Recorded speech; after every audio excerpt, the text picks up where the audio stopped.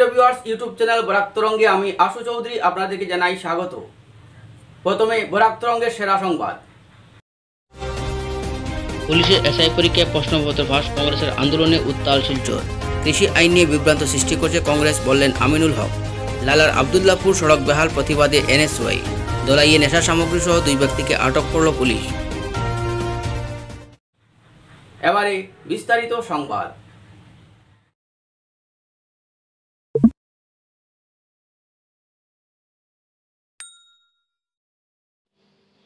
রাজ্য পুলিশের এসআই পদে নিযুক্তি পরীক্ষায় প্রশ্নপত্র ফাঁসকে ঘিরে কংগ্রেসের আন্দোলনে মঙ্গলবার উত্তাল হয়ে উঠল শিলচর পার্ক রোডের পুলিশ সুপারের কার্যালয়ের সংলগ্ন এলাকা।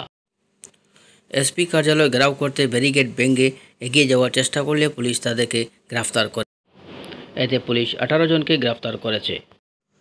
এসআই পদের নিযুক্তি পরীক্ষার প্রশ্নপত্র ফাঁস প্রমাণ করে দিয়েছে রাজ্যের স্বরাষ্ট্র বিভাগ সম্পূর্ণ ব্যর্থ, এমন অভিমত ব্যক্ত করে কংগ্রেসের পক্ষ থেকে এই বিভাগে দায়িত্বে থাকা মুখ্যমন্ত্রী সর্বানন্দ সোনোয়ালকে পদত্যাগ সহ ঘটনা সিবিআই তদন্তের দাবি জানান।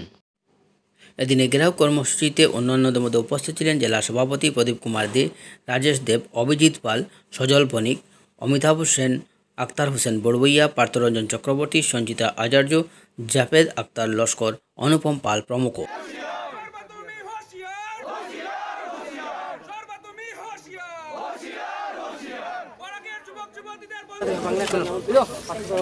আজকে আমরা শিলচর জেলা কংগ্রেস কমিটির উদ্যোগে আমরা শিলচরের এসপি অফিস ঘেরাও করেছি।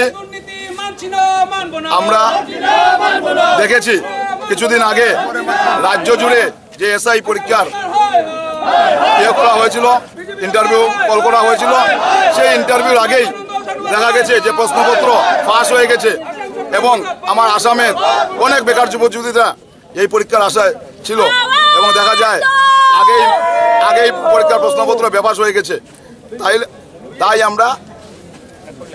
তাই আমরা আজকে গৃহ ডিপার্টমেন্টের যিনি দায়িত্বে আছেন মন্ত্রী মুখ্যমন্ত্রী সর্বানন্দ সোনোয়াল, ওনার পদত্যাগ করি। সঙ্গে এই গৃহ ডিপার্টমেন্টের যেটা কেলেঙ্কারি হয়েছে, পরীক্ষা লয় যেটা কেলেঙ্কারি হয়েছে, নিযুক্তি লয় যেটা কেলেঙ্কারি হয়েছে, এটা নিয়ে যাতে সিবিআই তদন্ত হয় এবং সিবিআই তদন্তের মাধ্যমে যারা প্রকৃত দোষী তাদেরকে যেন বের করে আনা হয়। আজকে আমরা এখানে যে আন্দোলনে একত্রিত হয়েছি, আপনারা জানেন এসআই পরীক্ষার যে প্রশ্নপত্র ফাঁস হয়েছে, প্রশ্নপত্রটা ছাপাখানাটা কার কাছে ছিল, ছাপাখানায় প্রশ্নপত্রটা ছাপানো হয়েছিল এবং প্রশ্নপত্রটা কে লিক করেছিল। আজকে যদি পুলিশ ডিপার্টমেন্টের এই অবস্থা হয়, পুলিশ ডিপার্টমেন্ট যদি এই অবস্থা করে, নিজেরা প্রশ্নপত্র লিক করে দিল, নিজেরা সবকিছু করে দিল, আমরা সাধারণ মানুষ কার কাছে যাবো আত্মরক্ষার জন্য? আজকে পুলিশ ডিপার্টমেন্টের এপি দত্তকে এখন বলা হয়েছে, অ্যারেস্ট করা হয়েছে। এগুলি শুধুমাত্র সারা ভারতবর্ষে আন্দোলন চলছে, তাই ওনাকে অ্যারেস্ট করা হয়েছে, রাত্রে রাখবে, সকালে ছেড়ে দেবে। এটা আন্দোলন দমানোর জন্য একটা কায়দাও দেন। কাজে আমরা এসআই এর সাথে দেখা করতে এসেছিলাম, এসআই আমাদের সাথে দেখা করেনি, উনি এখানে ব্যারিকেড দিয়ে আমাদেরকে আটকে দিয়েছেন। আমরা কংগ্রেসের তরফ থেকে সারা ভারতবর্ষের মানুষের সাথে সংগতি রেখে আজকে যুব কংগ্রেস, মহিলা কংগ্রেস, ডিসিসি, এনএসওয়াই সবাই মিলে আমরা এই আন্দোলন আজকে আমরা করছি এবং আমরা ভীষণভাবে ধিক্কার জানাচ্ছি পুলিশ ডিপার্টমেন্টকে।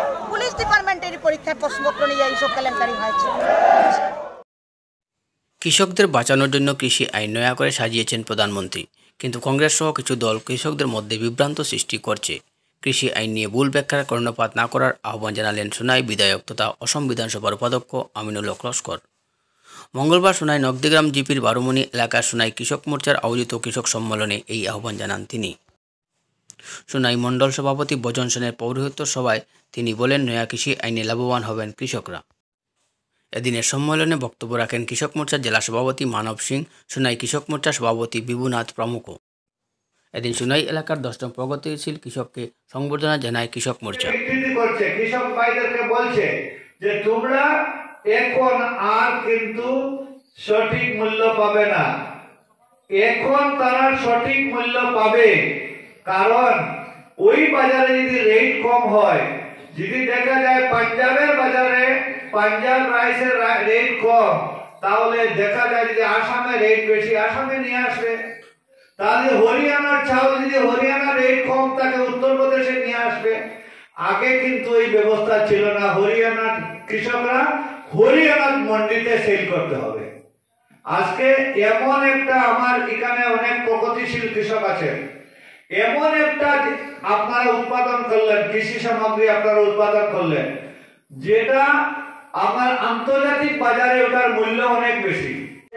4.5 বছর কেন্দ্রীয় সরকারের 6 বছর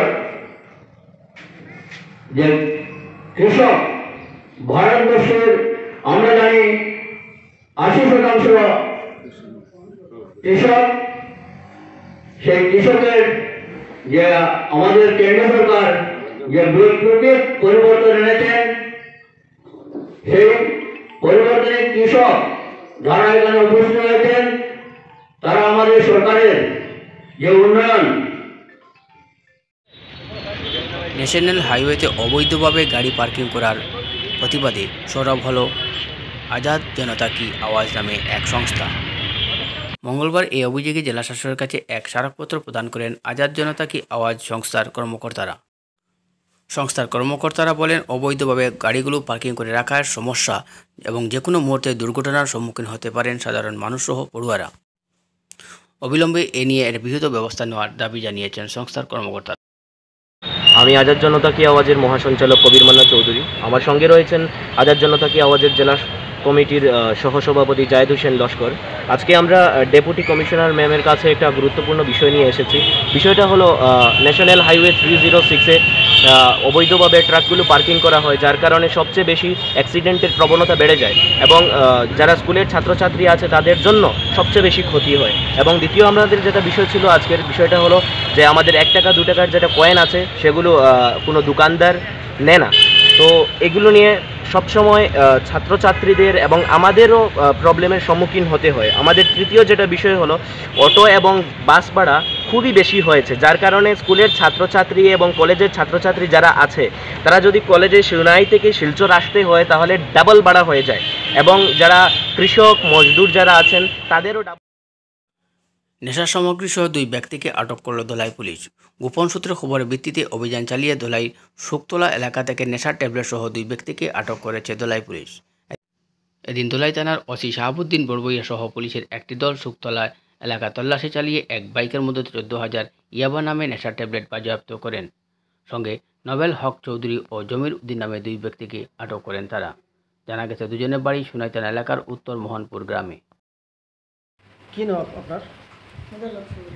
একটু জোরে কোনটা? নোবেল হক। 6 অক্টোবর আমরা একটা গোপন সংবাদ পাইছি যে 2 জন ব্যক্তি কিছু সংখ্যক ড্রাগস লইয়া আসতেছে এবং তারা বাগাবাজারে এটা বিক্রয় করবে। সেই হিসাবে আমরা রাস্তার মধ্যে পথ পাতিয়ে তাদেরকে শুকতলায় এখানে ব্রিজের কিনারে এই সাইড রাস্তায় তাদেরকে আমরা ইন্টারসেপ্ট করি। এখানে আমরাও সিভিল ড্রেসে ছিলাম, আমরা ইন্টারসেপ্ট করিয়া তাদের 2 জনের হাত থেকে সর্বমোট 70টা প্যাকেট, এই যে কালো কালো পলিথিনের প্যাকেট, এই 70টা প্যাকেট পাই একটা ব্যাগের মধ্যে নিয়ে আইতেছে। একটা প্যাকেটও 200টা ট্যাবলেট থাকে, অর্থাৎ সর্বমোট।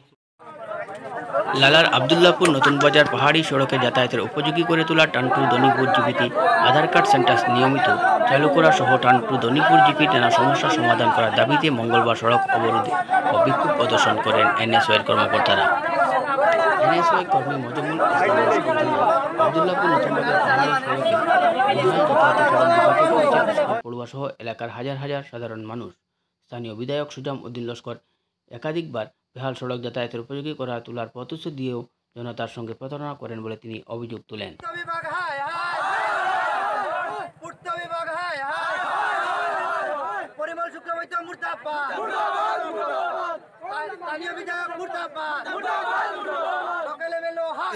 জিপির নানা ধরনের সমস্যা এবং আমাদের স্থানীয় রাস্তাটা যেটা পাওয়ার লাইন নোয়াগাম আবদুল্লাপুর থেকে কাটলিচাড়া পর্যন্ত রাস্তাটা যেটা, এটা সমস্যা, এটা দুর্দান্ত খারাপ রাস্তা হয়েছে এবং আমাদের স্থানীয় এমএলএ এটার উপর কোনো নজর রাখছেন না এবং এটা শুনেছি টেন্ডার হয়েছে কিনা জানি না, তান কোন মুরিদ দিয়ে তানি রাস্তাটি করাবেন বলছেন, কিন্তু এখনো কোনো কাজকর্ম কিছু হয় নাই। এটা আমরা আজকে আন্দোলনের প্রথম উদ্দেশ্য হইল যাতে আমরা রাস্তাটি দ্রুত সমস্যাটি যদি সমাধান না হয় তাহলে আমরা আন্দোলনে আবার বসতে বাধ্য হব এবং যদি সমস্যা করে না দেন তাহলে বৃহত্তর আন্দোলন গড়ে তুলব, সমাধান করে না দেন তাহলে বৃহত্তর আন্দোলন গড়ে তুলব। আর আমাদের জিপির 2-4টি সমস্যা ছিল, তে বর্তমানে আমাদের জিপি প্রেসিডেন্ট এবং আধারের একজন স্যার এসেছেন, উনার সঙ্গে আলোচনা হয়েছে। যদি সমস্যাটি দু একদিনের মধ্যে উনি করে দেন তাহলে তো ভালো, না করে দেন তাহলে আবার আমরা আন্দোলনে বসতে। কালা সার্কেলের অন্তর্গত টান্টু ধনীপুর জিপির অধীনে আমরা টান্টু ধনীপুর জিপি অফিসের সম্মুখে রাস্তা অবরোধ করে 3টা দাবি নিয়ে প্রতিবাদ করতে বাধ্য হয়েছি। এনএসওয়াই স্থানীয় জনগণ নিয়ে আমরা সকাল 10টা থেকে আন্দোলন আরম্ভ করেছি। আমাদের 3টি দাবির মধ্যে প্রথম দাবি হচ্ছে আমাদের আব্দুল্লাপুর থেকে নতুন বাজার পর্যন্ত যে রাস্তা, পার লাইন রাস্তা, সেই রাস্তার কাজ আজকে প্রায় 1 বছর থেকে প্রতিশ্রুতি দিয়ে দিয়ে আজ স্যাংশন হচ্ছে, কাল স্যাংশন হচ্ছে, কাল শিলান্যাস হবে, পরশু কাজ আরম্ভ হবে, এইভাবে আমাদের জনগণকে প্রতারণা করে রাস্তার বর্তমানে কাজ, কোনো ধরনের কাজ নেই। আমরা প্রথম দাবি হচ্ছে 1 সপ্তাহের মধ্যে আমরা এই পাহাড় লাইন রাস্তার কাজ আরম্ভ করতে হবে। 2 নম্বর দাবি হচ্ছে সরকার পিএমজিওয়াই গড়ের জন্য বিভিন্ন কাজের জন্য আধার কার্ড বাধ্যতামূলক করার কারণে প্রত্যেকটি জেলার প্রত্যেকটি জিপিতে আধার কার্ড সেন্টারের ব্যবস্থা দিয়েছে, কিন্তু আমরা জিপিতে দুর্ভাগ্যবশত আধার কার্ড সেন্টার দেওয়া হলেও ষড়যন্ত্র করে আমাদের এই আধার কার্ড সেন্টারের কাজ কে বা কারা বন্ধ করে রেখেছে। শীঘ্রই আজকের মধ্যে এই আধার কার্ড সেন্টার চালু করে আমাদের নিরীহ বঞ্চিত মানুষের আধার কার্ড বানানোর জন্য আরম্ভ করা। 3 নম্বর আমাদের দাবি হচ্ছে আমাদের জিপি অফিসে বিভিন্ন ধরনের বর্তমানে দুর্নীতি চলছে, সেই দুর্নীতির বিরুদ্ধে সার্কেল ম্যাজিস্ট্রেট দিয়ে ম্যাজিস্ট্রেট পর্যায়ে তদন্ত করে বিহিত ব্যবস্থা। বড়খলা ডলু কালীনগর সড়কে নিম্নমানের কাজের অভিযোগে 2 ব্যক্তিকে গ্রেফতারের পিছনে বিধায়ক কিশোরনাথের কোনো জড়িত নয় বলে সাফ জানিয়েছেন বিজেপি কর্মীরা। মঙ্গলবার কালীনগরে সাংবাদিক সম্মেলন করে তারা বিধায়ক কিশোরনাথের ভূয়সী প্রশংসা করে বলেন, স্বাধীনতা 70 বছর পর বিধায়ক সড়কের কাজের জন্য মোটা অঙ্কের টাকা বরাদ্দ করে এনেছেন। তবে এখানে কাজের প্ল্যান, এস্টিমেট ও ওয়ার্ক অর্ডার নিয়ে গ্রামবাসী ও ঠিকাদারের মাঝে ভুল বোঝাবুঝি রয়েছে। বিধায়কের প্রতি কোনো ক্ষোভ নেই। এদিনের সাংবাদিক সম্মেলনে উপস্থিত ছিলেন তরুণ রায়, বাদল রায়, সবিতা দাস, রঞ্জন রবি দাস, রাজু রায়, গুড্ডু রায়, বনমালী সিংহ প্রমুখ। সেন্টিমেন্ট হইল যে 70 থেকে 75 বছর একটা বয়স্ক এবং একটা পাবলিক একটা লিডার, নেতা একটা আমরা বিচারক একটা, দুইজনে মানে কেস দেওয়া, গতিকে পুলিশের যে আচরণ তারা উঠাই নিয়ে গেছে লকাপে, এই গতিকে তো পাবলিকের সেন্টিমেন্ট।